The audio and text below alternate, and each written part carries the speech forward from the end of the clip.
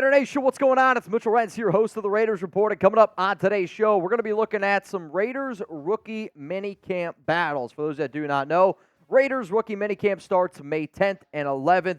The silver and black could have gone 3 days. They elected to go only 2 days. And I don't really think that it's anything to really pay a lot of attention to. It's just Antonio Pierce Tom Telesco said, with what we're trying to accomplish, we're going to be able to do it in 2 days, and I'll try to do my best to keep you guys up to date on what happens with Raiders rookie minicamp, so make sure you guys give me a follow on IG and on Twitter, at MitchellRentz365. So here's how this is going to go. We're going to go from the minicamp battles. I'm going to go to the one that I'm the least interested in and work my way down to the one I'm the most interested in. Let's look at safety here, and we're looking at strong safety. We're looking at free safety, and I was on my Zoom call on Wednesday, and I was talking to Navman, and Navman was like, yo, have you looked at Trey Taylor? Have you watched Trey Taylor a lot? And I've started to watch more and more tape on him, and it's kind of hard to believe that a 7th-round pick who won the Best Defensive Back of the Year award ended up falling as far as he did. Now, I will say this. The reason why I'm extremely intrigued by how he looks in the battle here, yeah, you also got Sanford, who's a UDFA. No disrespect to him. That's not where my concentration is going to be lying on. I say this because do the Raiders decide to keep 5 safeties? Because I think if you were to ask most Raider fans, they're going to be like, Trey Taylor's going to make the team. They drafted him in round 7. Cool. What about Chris Smith, who they drafted in round 5 last year? What about Isaiah Palomeo, who is definitely a fan favorite? Like, if the Raiders decide to keep only 4 safeties, which is a possibility, that means one of the guys that I just mentioned is no longer going to be in the mix. If Trey Taylor goes out there and he starts wowing people and really showing guys like, all right, we might be able to keep an extra offensive line. We might be able to keep an extra linebacker. Trey Taylor's got this shit on lock. This is what I'm really going to be watching for, because one of the guys that I can't wait to see in preseason is Taylor out of Air Force. Now, sometimes people always ask, Mitch, why should I subscribe to the Raiders Report? We got videos popping out here every single day. It's 365, 366 this year. 4 live shows a week right now. We got breaking news coverage, 100% free. We party like Oakland style, which, remember, Friday's happy hour. So if you haven't already seen our Friday show, make sure you tune in. And then once the schedule does finally get released, Jugs and I are going to start doing some more Madden simulations, which I know was a big hit last season. Let's go to number 4 here for my rookie minicamp battles to watch. The interior offensive line.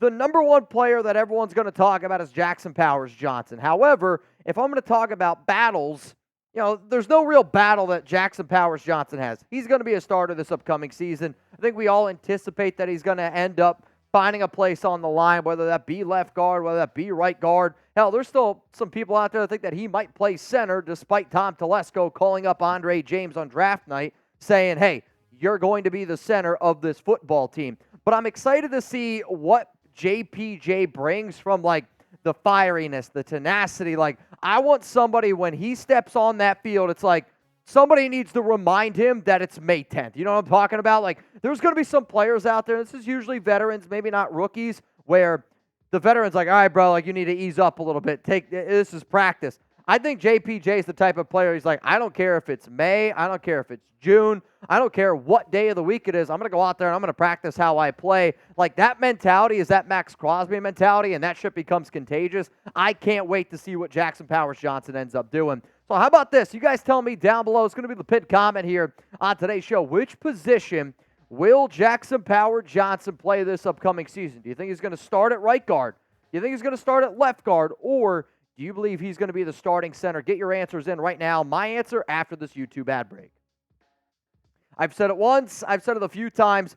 I believe that he could play either left guard or right guard. It might even just be more determining of what Dylan Parham wants to do or what the Silver and Black decide to do with right tackle. If it was up to me, I would put him as a left guard. I think that's just where he's better positioned. He has played multiple guard spots in college, but like his versatility, his power, it's going to be a lot of fun watching him on Sundays. I do, though, want to look at this interior UDFA battle at offensive line where you got Clark Barrington, Will Putnam, who both are listed as centers. And you got Jake Johanning, who actually was a top 30 visit by Antonio Pierce and by Tom Telesco. The reason why this battle is very intriguing to me is because technically all 3 of these guys play center, though I don't think this Jake guy is that big. He's only like 280 pounds to play center at the NFL. You got to be a lot bigger. What I do think that this matchup and these battles could end up being is okay, we're going to keep one guy that we think could be a backup center. We're going to keep one guy that we think could be a backup guard for our practice squad. I do think one of these names will not make the Raiders practice squad. And for that reason,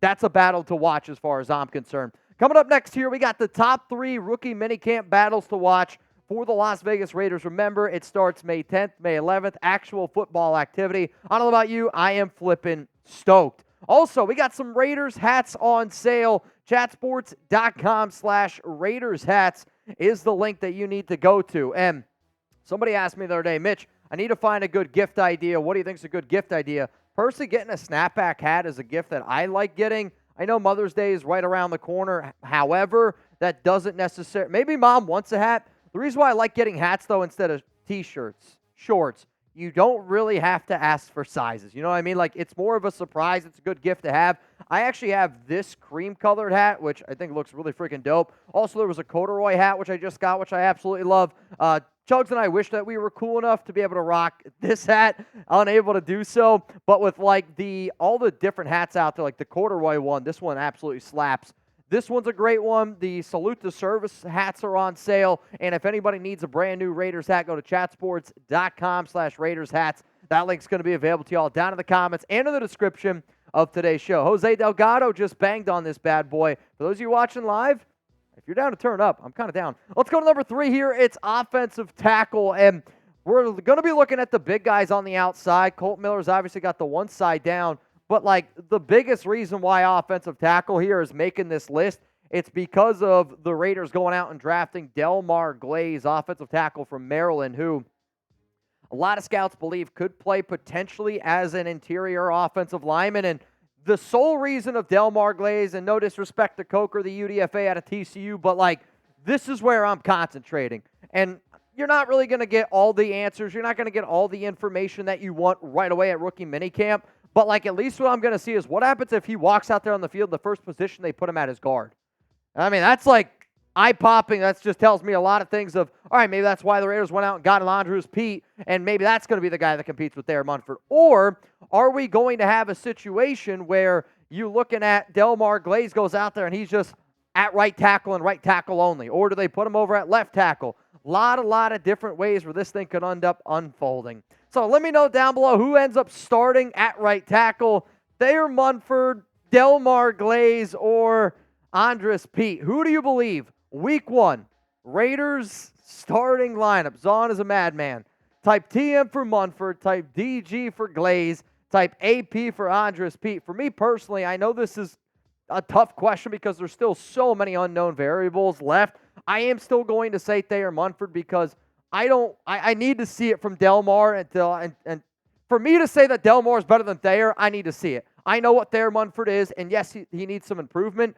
For Andrews Pete, I actually think he was signed to be the backup left guard, backup left tackle in case we need a little bit more help for Colt Miller, who did have some injuries last season. Let's go to number 2 here on the list. It is wide receiver, and receiver is a position that last week, a lot of us were like, we need to add depth. We need to add depth. We got to figure it out. The Raiders, they go out, they sign Michael Gallup. You go out and you sign Jalen Guyton. Yes, you did draft on top of that Brock Bowers, but like a very intriguing battle for me, which is kind of like the interior offensive line battle that we were just talking about, is I would imagine one of these guys ends up making the practice squad, maybe 2 of them, though Tulu Griffin is my sneaky wide receiver candidate to make the 53-man roster. That's based off of if, let's say, they want to keep 6 receivers, and he could be better than DJ Turner. Tulu also gives you a little bit of that special teams ability. So if, like, all these 3 guys are tied and Tulu gives you the most special teams ability, watch out for him to be a fun guy to just see if he can make the roster. But, like, again, spoiler alert here, the main reason why this is on here at number 2 is because I want to see where Brock Bowers lines up. Is he going to be somebody that gets predominantly used? Jesus, Zahn. It gets predominantly used as a slot receiver. Does he get used as an H-back? Is he used as a tight end? How are the plans of using him?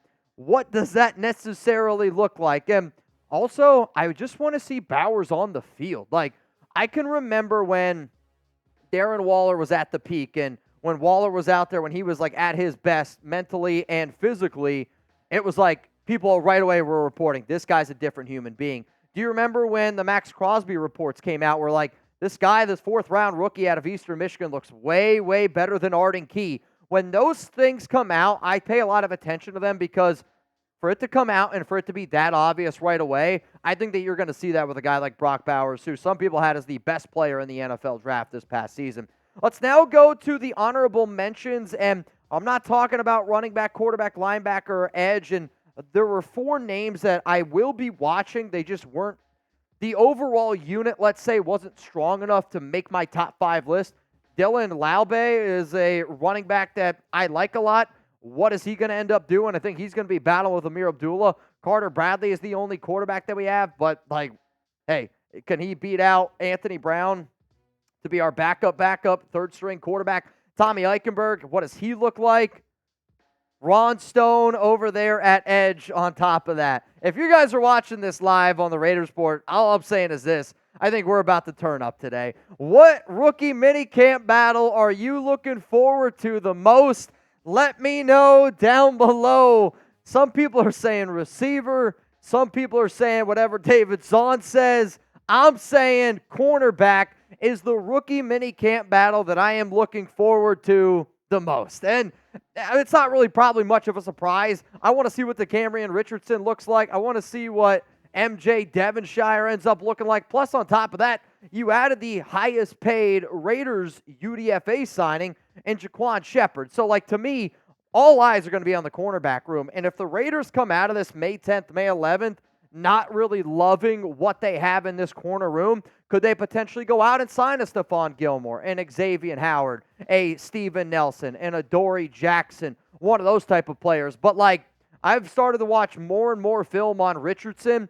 This is going to be a fan favorite to me where he might struggle early on against, like, legit NFL QBs, legit NFL wide receivers. Spoiler alert, most rookies do, especially ones that are drafted in the 4th round. But one thing that he's never going to be afraid to do, tackle somebody. He's not afraid to put his nose on the football. He's not afraid to get physical, and those are the type of qualities that I want to see. Also a player, MJ Devonshire, a guy that's just loaded with athletic talent. His technique is not good. For where it needs to be at the NFL level, he would probably agree with that. Ed, oh my Lord.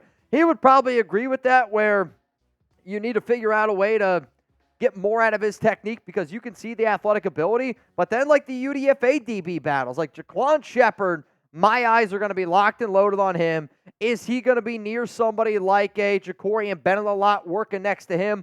Woo Governor, elite name. Is he an elite player? Rashad Williams, probably going to be one of the odd men out here. But, like, from top to bottom, how much of a difference maker is Jaquan compared to these 2 other guys, which is why defensive back, cornerback especially, is the #1 position that I'm going to be looking at for Raiders rookie minicamp when it ends up going down on May 10th and May 11th here on the show. Now, if you haven't already, again, make sure you guys click that subscribe button. Make sure you turn on those notifications.